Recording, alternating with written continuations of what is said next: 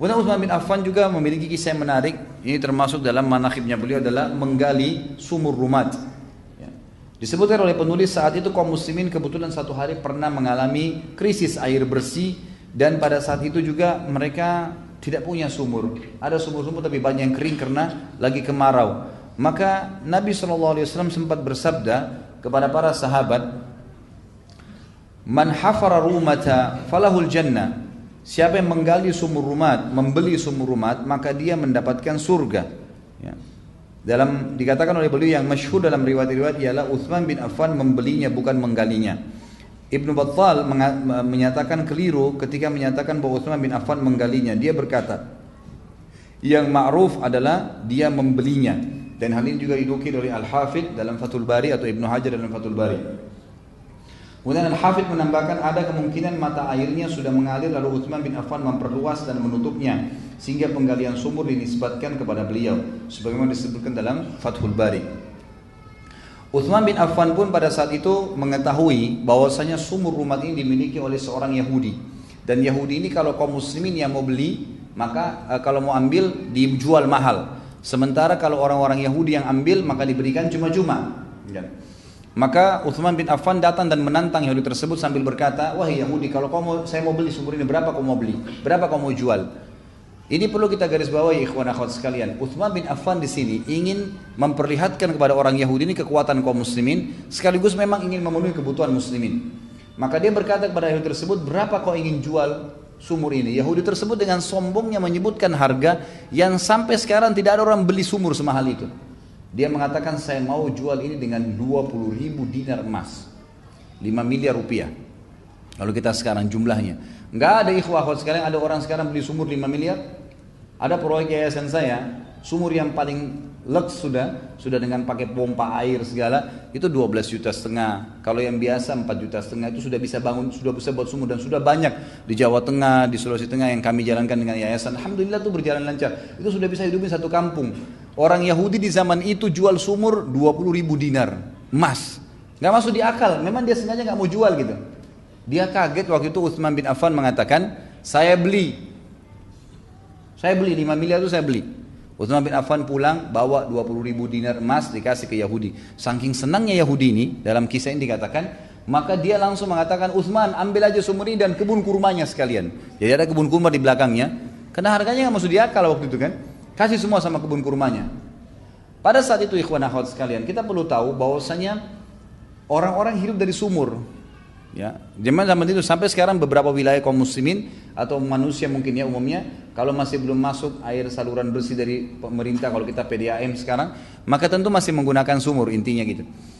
Utsman bin Affan waktu itu sangat haus dan butuh, kata para ulama, tapi beliau tidak meneguk satu tegukan air pun yang beliau butuhkan sebenarnya, kecuali sudah mengiklankan bahwasanya sumur tersebut dan semua kebun kurmanya wakaf untuk muslimin, enggak disentuh sedikit pun, wakaf, langsung wakaf, gitu kan? Padahal beliau butuh, enggak diwakafin. Maka berjalanlah pada saat itu. Dan Nabi SAW sudah mengatakan, siapa yang membeli sumur itu, namanya sumur Rumat, maka dia pasti masuk surga. Artinya ada jaminan buat Utsman gara-gara beli sumur tersebut. Dan ini juga sebuah pelajaran besar ikhwah akhwat sekalian. Jangan tunda melakukan sebuah perbuatan kebaikan pada saat ada kesempatan. Kadang-kadang kita subhanallah dorong-dorongan. Dan ini tradisi kita terutama di Indonesia, mohon maaf saya bahasakan, kadang-kadang gitu. Ya, ada orang saf awal kosong, silakan pak, gitu kan. Antum yang masuk duluan, gitu kan. Kok orang lain yang didorong di saf awal? Antum lebih butuh. Kalau masih ada kosong, baru ajak orang lain. Ini enggak orang lain didorong untuk buat amal. Itu berinfak orang miskin, bantu pak, kesian pak. Dia sendiri enggak keluarin, gitu kan. Loh, antum duluan yang melakukan itu, gitu kan. Karena kalau kita melakukan lebih dulu dan menjadi contoh bagi orang lain itu akan luar biasa, gitu kan? Apa kata Nabi SAW dalam hadis Bukhari yang lain, dan ini yang diambilkan oleh Utsman bin Affan. Pertanyaannya, apakah sahabat-sahabat lain tidak ada yang bisa beli sumur itu? Kata ulama, banyak yang bisa. Tetapi waktu Nabi SAW ucapin, yang pertama bergerak Utsman, langsung dia yang ambil alih. Dia nggak nunggu gitu. Ini yang penting ya. Akhirnya memang dialah yang merebut pahalanya, gitu kan? Ingat pada saat hadis Bukhari yang menjelaskan, kata Nabi SAW, ada 70.000 umatku yang masuk surga tanpa hisab, gitu kan? Lalu pada saat setelah jelaskan, ada seorang sahabat berdiri mengatakan, Ukasha ya Rasulullah, doain saya termasuk 70 ribu itu. Nabi mengatakan kau dapat. Ada yang berdiri lagi, saya juga Rasulullah. Sudah nggak bisa, Ukasha sudah dahului kamu. Memang begitu kata Nabi SAW. Sebagian ulama bilang memang Ukasha orang yang layak masuk. Tapi bisa saja makna lainnya adalah siapa yang lebih jeli menangkap peluang itu. Kesempatan. Jangan ditunda. Gitu kan? Jangan ditunda. Dalam hadis Bukhari yang lain dikatakan, pernah Nabi SAW melihat ada satu kaum yang masuk ke Madinah. Ini keluar sedikit dari kisah Utsman bin Affan. Kisah secara umum. Maka datanglah beberapa orang-orang dari Badui, dari padang pasir yang miskin sekali. Kata Nabi SAW, dalam riwayat ini dikatakan, saking miskinnya sampai wajah mereka itu kelihatan seperti gosong. Rambut mereka penuh dengan debu. Kemudian baju mereka itu saking miskinnya mereka nggak punya kecuali satu kain. Kain itu diikat di leher dan diikat di belakangnya. Jadi kalau ada angin tersingkap auratnya. Susah sekali hidupnya. Nabi SAW waktu lihat mereka sudah mau datang ke masjid Nabi nih, mau minta sumbangan, mau minta bantuan. Lalu Nabi SAW naik di atas mimbar lalu mengumpulkan muslimin lalu berkata, wahai muslimin, berinfaklah sebelum datang hari di mana tidak ada manfaat lagi harta kalian, sebelum kalian menyesal. Ya berinfaklah dimotivasi oleh Nabi SAW. Terus begitu, apa yang Allah janjikan pasti benar, gitu kan? Dan berinfaklah walaupun bisyikit tamar, walaupun dengan satu buah kurma. Ya kata sebagian ulama hadis adalah kalau kalian punya kurma cuma satu butir di rumah, potong dua, setengahnya kasih fakir miskin, setengahnya kamu makan, gitu kan? Sampai begitu. Apa yang terjadi? Waktu Nabi SAW sampaikan, sahabat banyak yang diam. Ada satu sahabat berdiri, langsung mengeluarkan semua yang ada di tangannya pada saat itu. Dia keluarkan berapa dirham gitu ya, saya lupa riwayatnya, mungkin sekitar 15-16 dirham dikasih sama dia. Ini ya Rasulullah untuk mereka. Langsung dia mulai. Apa kata Nabi SAW? Keluarlah hadis. Siapa yang menghidupkan sebuah sunnah yang baik, man sanna fil islami sunnatan hasanah, siapa yang menghidupkan sebuah perintah yang baik, ya, falahu ajruhu wa ajru man amila ba'dahu, dia akan dapat pahalanya dan pahala orang yang melakukan yang mengikuti setelahnya, kan gitu. Jadi di sini kita lihat orang yang bergegas mengerjakan itu. Utsman bin Affan sangat jeli melihat peluang tersebut, jadi tidak menyia-nyiakan kesempatan. Dan ini satu hal yang harus kita pupuk dalam diri kita. Utsman bin Affan radhiyallahu anhu juga, Bapak Ibu sekalian, punya sebuah azam dalam dirinya. Setiap hari Jumat beliau bebaskan budak. Setiap hari Jumat bebasin budak. Jadi memang dijadwalin tuh, gitu kan. Mungkin kalau sekarang tidak ada budak, setiap Jumat saya memberikan makan 10 orang miskin, 100 orang miskin, gitu kan. Bahkan pernah saya sampaikan kalau antum ikutin ceramah di beberapa ceramah saya yang lain, saya lupa di judul apa, saya bilang Syekh bin Baz rahimahullah, beliau melakukan perintah-perintah Nabi SAW ini, beliau melakukan infak-infak sedekah di jalan Allah ini tanpa menentukan waktu malah. Setiap hari beliau selalu membuka rumahnya untuk makan bebas gratis 600 orang. Setiap hari, bahkan sebagian muridnya menukil itu di pagi, di siang hari dan malam hari.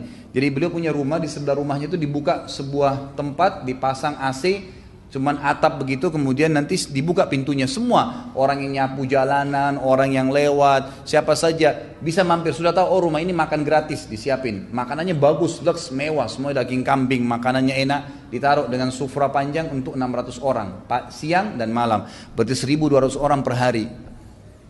Kita subhanallah ngeluarin satu bungkus nasi padang aja setahun sekali bagus gitu. Semestinya sering saya bilang, dan saya coba bilang sama istri saya, sama anak-anak saya, ingat, kalau kita sedang merasakan sebuah nikmat dan mau Allah langsung jaga nikmat itu, lakukan coba ini. Saya bilang sama mereka, misal kita lagi makan, kalau ikhwah-akhwat mau terapkan juga satu hal yang positif. Kita lagi makan di rumah makan misalnya, anggap rumah makan Padang tadi kita makan misalnya. Kemudian kita makan enak, nyaman, bayar 200 ribu untuk keluarga. Pernah gak antum berpikir agar nikmat itu bertambah dan antum langsung syukuri? Keluarkan nilai yang sama, beli nilai yang sama, dengan makanan yang sama tadi nikmatnya, keluar dari rumah makan kasih kepada fakir miskin. Maka itu satu perbuatan yang luar biasa, langsung mensyukuri nikmat Allah pada saat itu. Dan itu akan mempertahankan nikmat tersebut karena kita langsung syukurin. Kan gitu. Jadi bersyukur itu bisa dengan ucapan lisan dan juga aplikasi lapangan. Ini yang harus kita ketahui. Disebutkan dalam kisah di sini, oleh beliau disebutkan kedermawan Utsman bin Affan radhiyallahu anhu tidak hanya sebatas menyiapkan pasukan Tabuk semata, tapi sebatas menggali sumur atau membeli sumur rumat.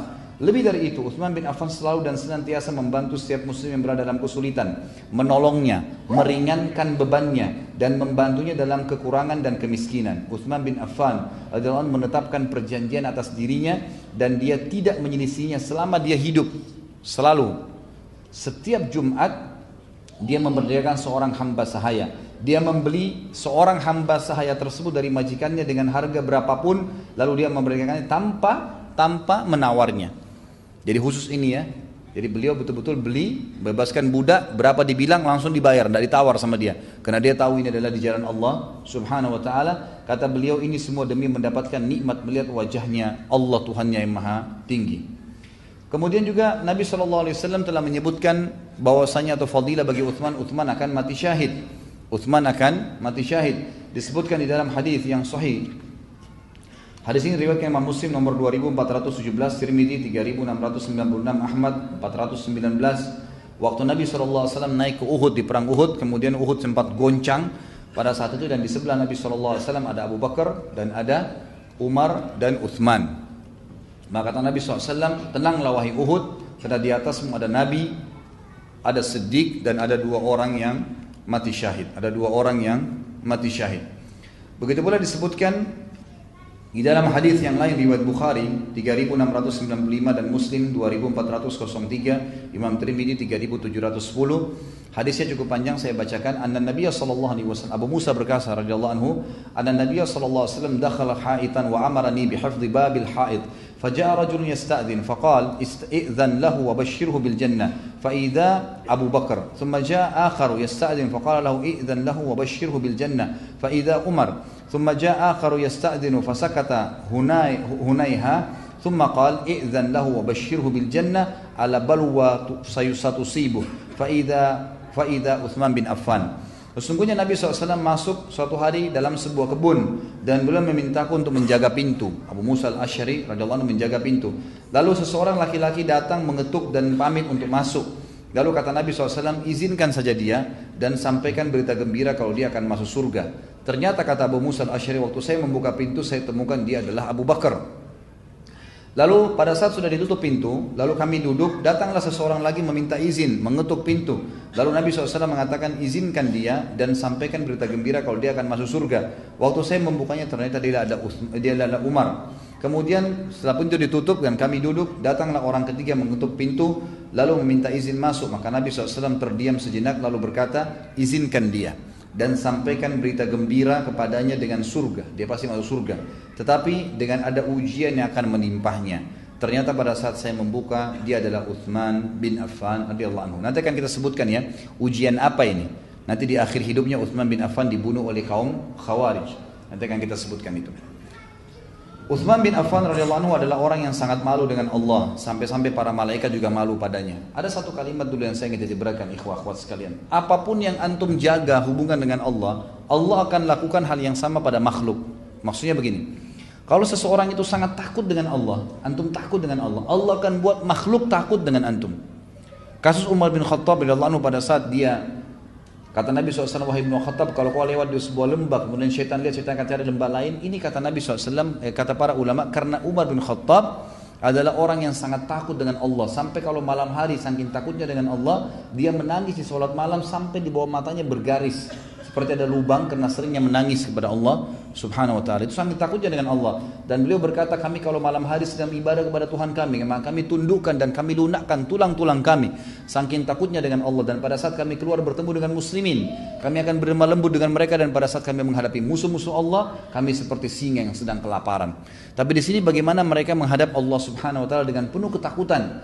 Orang yang malu dengan Allah, mau buat dosa malu, nanti takut Allah tahu, Allah akan lihat, maka Allah pun malu dengannya, gitu kan? Dia baik, berinfak, tulus karena Allah, Allah akan infak juga dengan dia. Selalu unsur timbal balik sama, gitu kan? Sabda Nabi SAW seperti irham man fil ardi yarhamkum man fis sama. Kasihanilah yang di muka bumi, maka yang di langit akan kasihani kalian, kan gitu. Jadi kita tahu. Dan hadis lain dikatakan al jaza min jinsil amal, balasan akan datang sesuai dengan kadar perbuatan. Sehari ini antum ghibah, besok antum digibah. Hari ini antum fitnah, besok antum difitnah. Hari ini antum menipu, besok antum ditipu. Tapi hari ini antum berbuat baik, besok antum akan dibaikin. Hari ini antum perhatian, besok antum akan diperhatian. Terus seperti itu. Allah subhanahu wa ta'ala akan mendatangkan sesuai dengan kadar perbuatan seseorang.